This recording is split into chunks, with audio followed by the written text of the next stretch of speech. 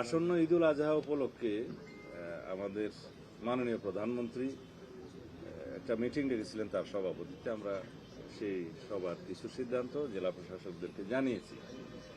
তাহলে আমরা যাতে ঈদ যাত্রাটা নিরাপদ করতে পারি, যাওয়া আসা এবং সড়কে নিরাপত্তা প্রদান করতে পারে পুলিশ এবং সড়ক পরিবহন বিভাগ, যাতে তারা জনগণের নিরাপদ যাত্রাটা নিশ্চিত করতে পারে, আশাটা নিশ্চিত করতে পারে, সেই জন্য কিছু অনুশাসন দিয়েছেন।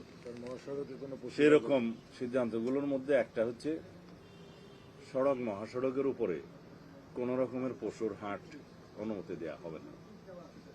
রেল লাইনের অতি সন্নিকটে কোনো পশুর হাট অনুমতি দেওয়া হবে না।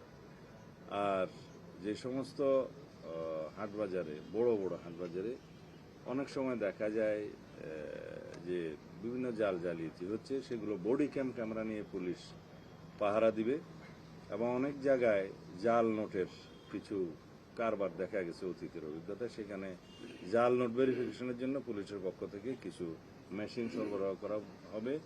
ব্যাংকগুলো সেই ব্যাপারে কাছাকাছি যেগুলো তৎপর থাকবে।